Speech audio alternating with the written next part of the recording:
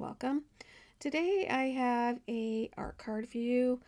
This one is 4.5 by 4.5 Bristol smooth paper, and I've used a corner punch to just round the corners.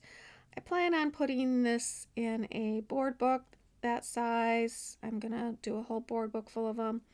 So maybe I'll try to remember to show you that board book soon. Okay. I'm taking a stencil I got from Simon Says Stamp. I'll have it listed in the description. And I'm adding scattered straw. I'm going to add it across the entire card. I have Kitsch Flamingo sitting there.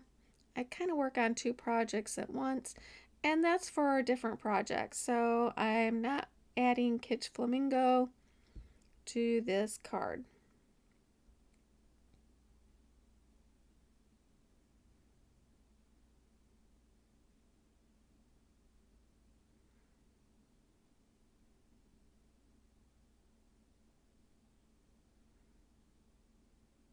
Slowly replacing all my minis with larges as they become low, and this is one I don't use very often, so I still have it, but maybe I should put it on my next order because it is getting low.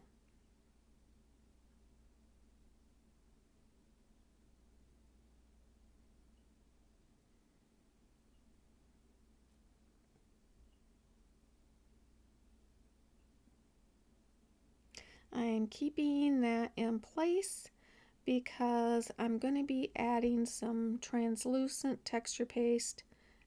It sometimes is very hard to open. And I'll be adding it over the entire surface through the stencil.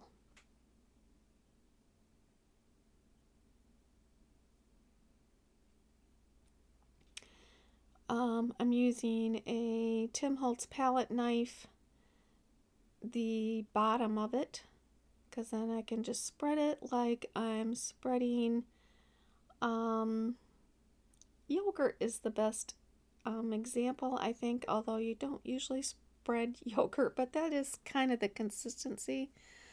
And so I'm just trying to get a very even light coat over it, and this stencil is pretty flat and staying down. Sometimes you have to watch that there's not an area of it that's kind of trying to buckle up, and you need to kind of hold it down some.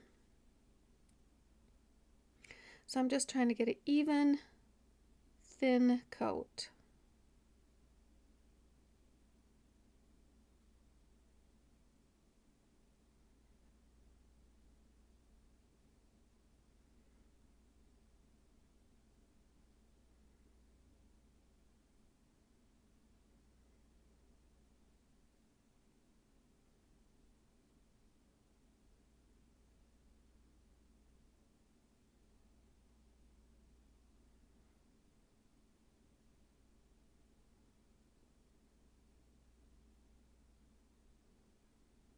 And then I just peel it off, take a corner and peel it off. The stencil goes right into water bath, and then that dries, and this is it dry, and you can see the big difference in the color.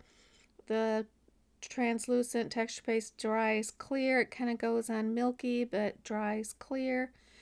And I'm going to be adding it's going to be a real light colored background, which I know isn't my norm, but I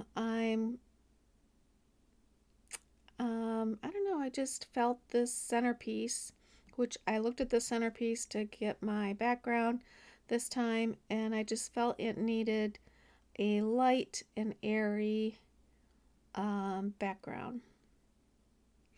And so I did old paper in the middle, and then on the edges I'm doing tattered rose. Both are light, and actually at the end I probably could have done either one. Like if you've got one and not the other, you can do one across the whole thing because it doesn't really matter that much. Like if you got old paper, that would be totally fine across the entire background. Or antique linen, or tattered rose. Something very light.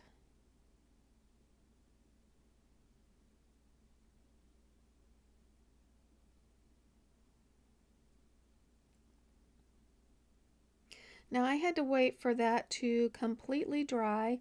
I am buffing off any color sitting on my texture paste, and because it can sit on it but it won't absorb any of the color. And I'm going to be adding some embossing, so it's got to be really dry. I let my texture paste sit overnight, and I let the distress ink that I added sit for a couple hours before I added any of the embossing that I'm going to do. I did add a layer around the edge of, not layer, but just some touching of the edges with the vintage photo, and I did that before I let it sit for a couple hours. I usually have a couple projects going, and so it doesn't bother me too much to have it sit there and then go on to something different.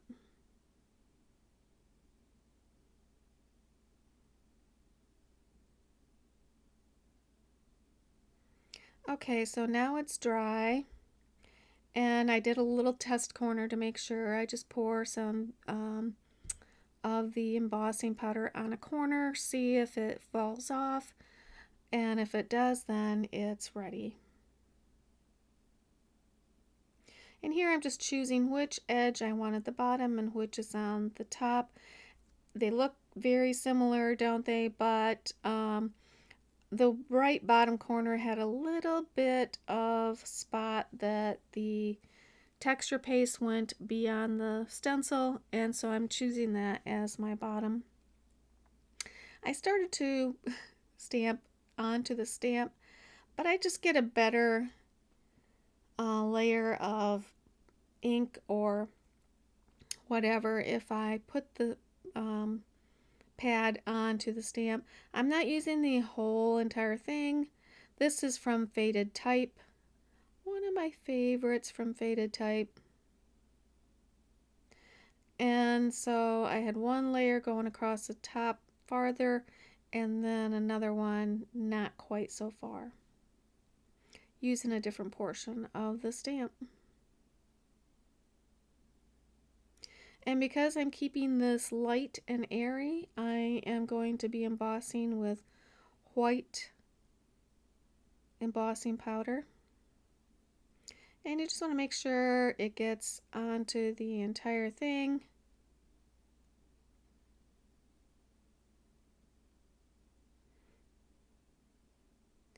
And the rest of it goes back in the pot.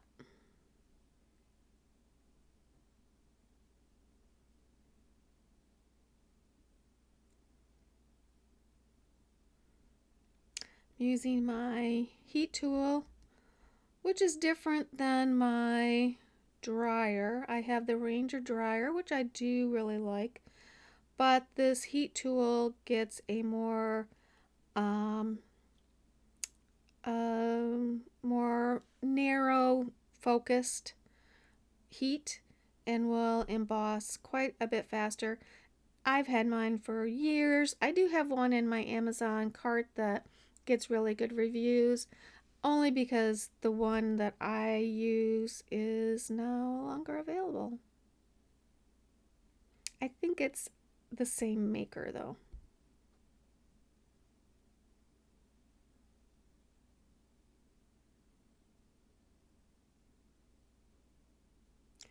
So that embossed very quickly, and I'm going to move on to doing my collage.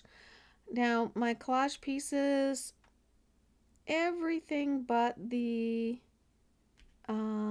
sentiment is a digital, and that circle right there with the notes on, that's a piece of scrapbook paper I got Michael's or Hobby Lobby.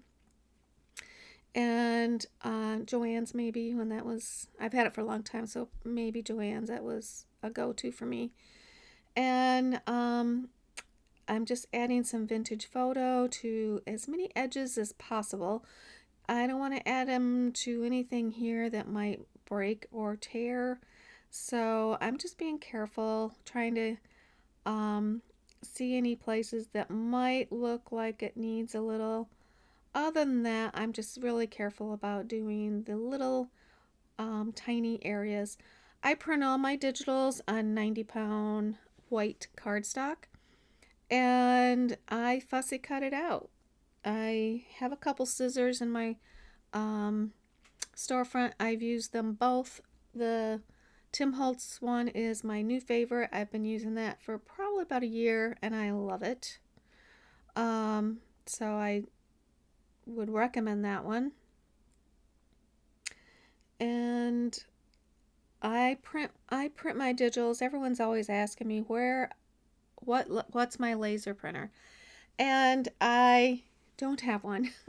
I'll probably get one sometime. I just haven't got around to doing that. I've always had other things I want to spend my money on. So I take my files, I put them on a USB, and I take them to Office Depot, which is not far from my house, and I use their standalone, self-serve color copier, and it gives great copies. And I have an account there, so I get a break on the cost. It's still, like 70 cents a page, so I cram my images on the pages as much as I can get on each page.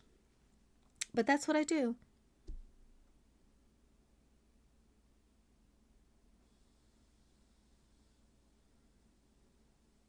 When I'm ready to buy, I'll be asking for suggestions on a good color copy. Now, someone did say, would an inkjet work?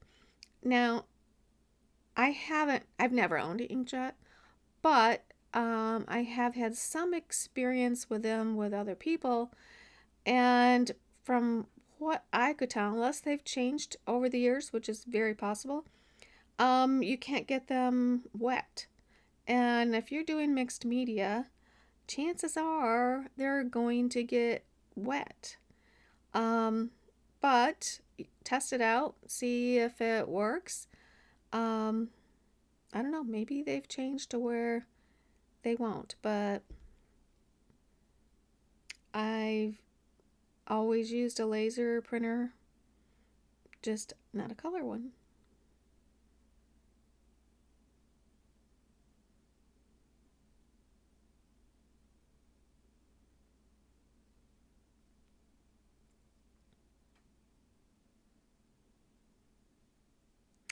This piece here I'm just getting ready to put down is a new download that I got from the Double Helix girls.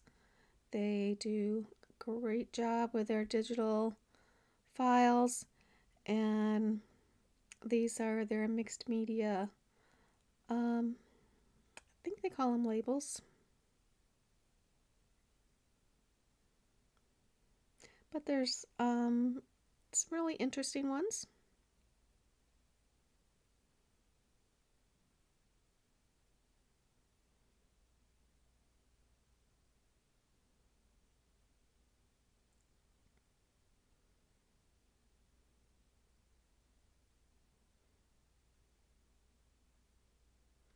I will have everything, supplies and digital links, all in the description.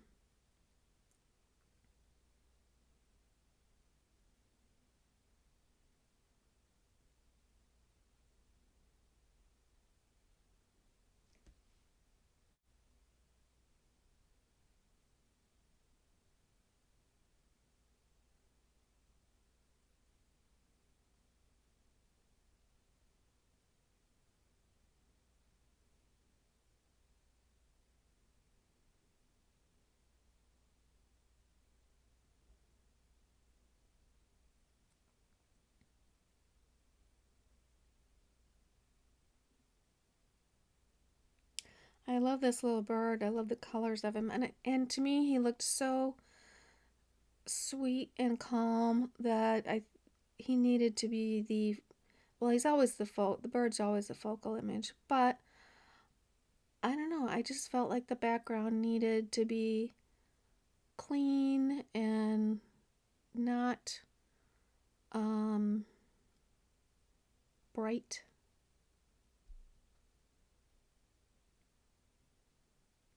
And the only other thing I'm going to put on is the sentiment. I'm going to use a sentiment from the Clippings sticker book from Tim Holtz. And it's going to say superior specimen because I think it is. And that will be it. I do have some final pictures coming up, so if you want to stay tuned for those. If you have not subscribed, I invite you to do that. If you like this piece, give me a thumbs up or maybe even a comment. That would be awesome. Either way, I hope you have an awesome day, and I'll see you next time. And the final pictures will be up real soon.